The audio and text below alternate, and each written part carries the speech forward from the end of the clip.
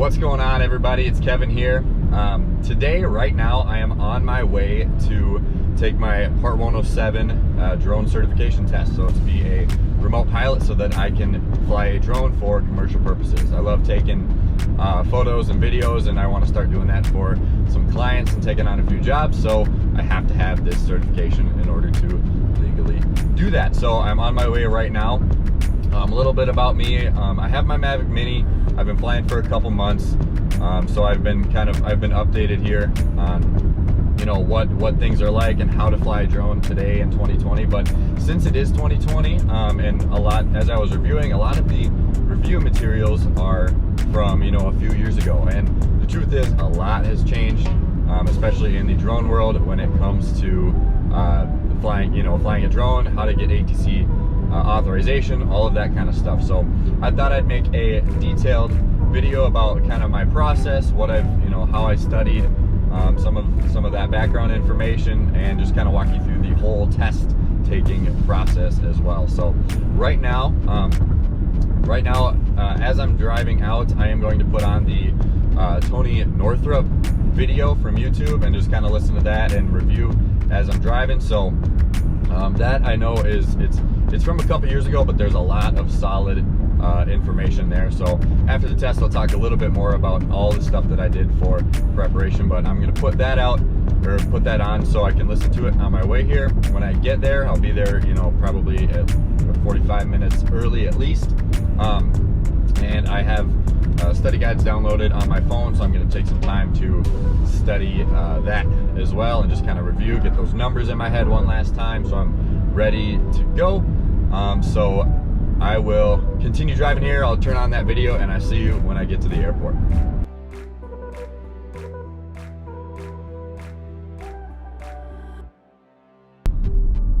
Just pulling up to the airport now. All right, just parked. So it is 8:15 right now. My test appointment is at 9 a.m. So right now I'm gonna take a little bit of time just to study, look through the material one last time, look through those study guides and things like that, get those numbers up in my head, and then I will head in probably, I'll try to start a little early, so I'll head in around 8:35 or something like that. Let's give me a solid 20 minutes right here. So yeah, but I will pick the video up after the test, so wish me luck.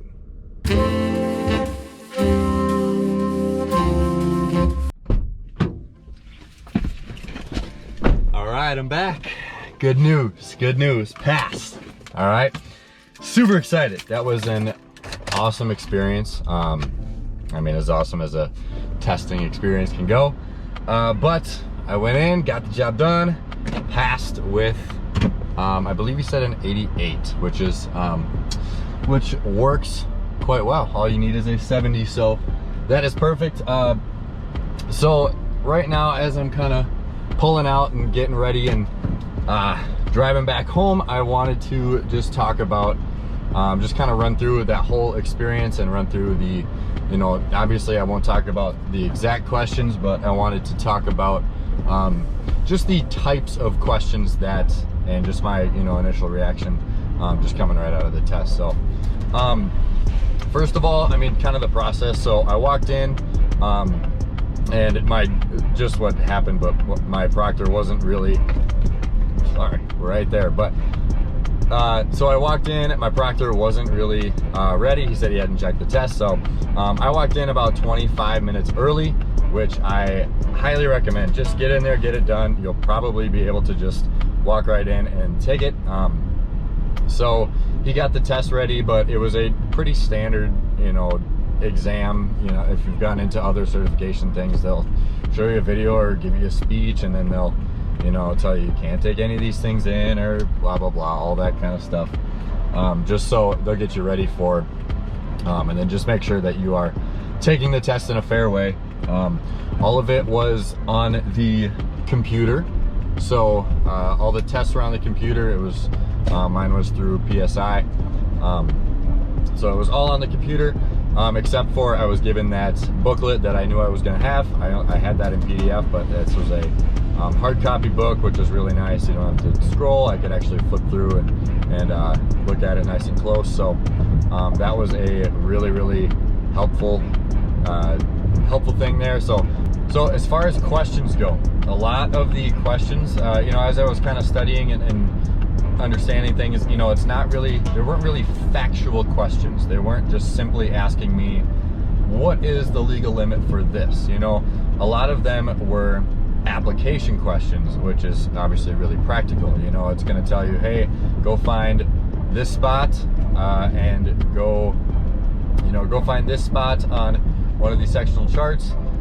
You're hired to do this. Are you allowed to do this? Do you need ATC authorization? A lot of questions like that, which is practical. I mean, you should, as a drone pilot, when you're taking on jobs and you're being asked to take video or pictures of some specific structure, can you fly there? Do you have to receive ATC authorization based upon what kind of airspace that you'll be flying in? What level of airspace does that go this way? Yeah. What level, how high does that airspace go to, right?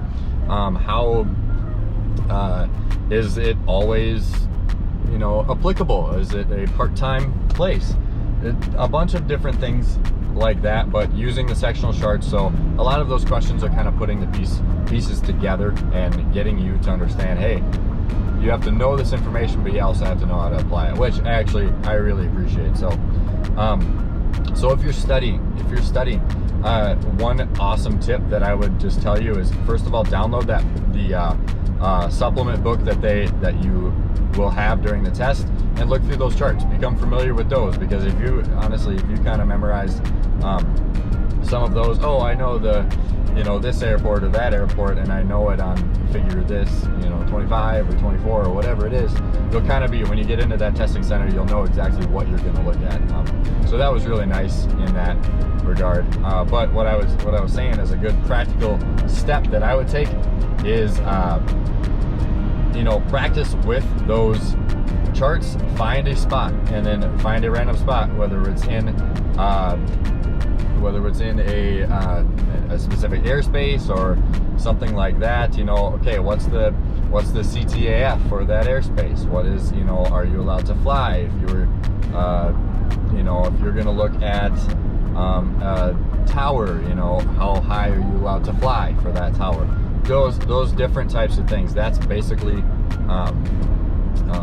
just in looking at it in a practical sense, and just looking, okay, pretend that you actually have a job to inspect this tower, or this area, or this or you're flying over this way in an MOA or something like that. What are your steps that you need to be able to know that you have to take, and that how would you take those in order to fly legally? So that is kind of the biggest thing. Honestly, there were some most of it, like I said, was charts, was using the sectional charts. I only had a few questions with like METARs, TAFs, and all of that kind of stuff, but still necessary to know. I would definitely study their ADM model. I had a lot of questions on the ADM, their aeronautical, decision making model.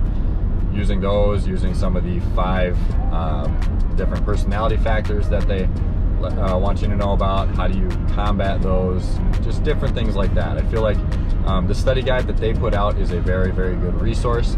But like I said, some of the questions on the real test are going to be more practical than some of those practice exam questions were. So, and then after this, I believe I just have to put in that application for the FAA, say that, hey, I passed this test, and then I think the final step is that TSA has to run a background check, and then I will be, which my practice set happens within 7 to 10 days, which is a good, obviously don't have to wait too much longer for that, but hopefully within 7 to 10 days they'll do that background check, and then they'll email me my temporary certificate while the real one is being made.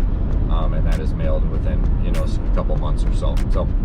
But point being, within 7 to 10 days or so, I should be able to legally fly under Part 107. So that is awesome.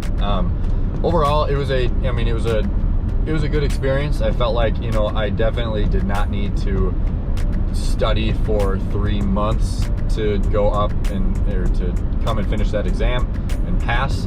You know, given I am a pretty good test taker, so I'm a pretty good test taker.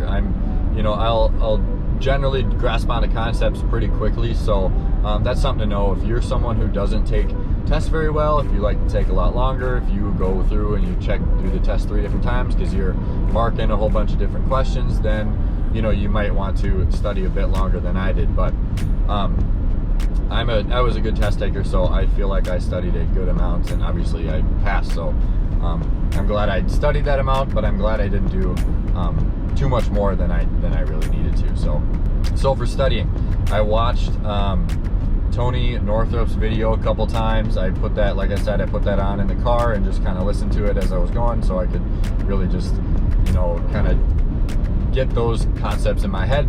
I watched the Gary Glenn video. I watched both of those a couple times, kind of went back and forth. One will hit some stuff, the other one will hit some stuff, so it's a good kind of compliment there. I pretty much skimmed, I mean, I read through it, but I pretty much skimmed through the study guide that the FAA puts out, which is obviously a good idea. If you're not a very good test taker, I would definitely just read through that whole thing one time. It's only, you know, like 80 pages, something like that, and it goes really quick. So I would definitely read through that, and then I did some practice questions as well.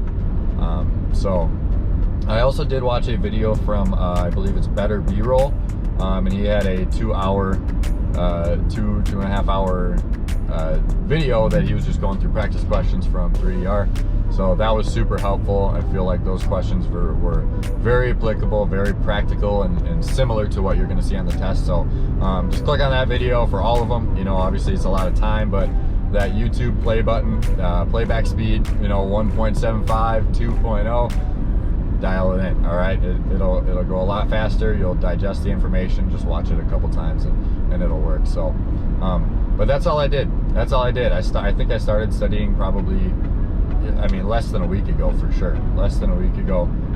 But the other half of it too is I've been flying my drone for several months, so I've understood, you know, airspaces and ATC authorization, and, you know, where can I fly, and looking into those drone laws and understanding, you know, Part 107. What does that actually look like? What can I do as a hobbyist?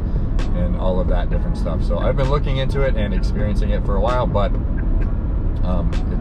I've had the experience. So if you just bought a drone, definitely you need, I mean, get caught up. Watch a whole bunch of different YouTube videos from different you know, content creators. So someone like 51 Drones has some great stuff out there. He puts out some just really good. I feel like it's a lot of almost news for the drone world, which is great, to keep you up to date on different things.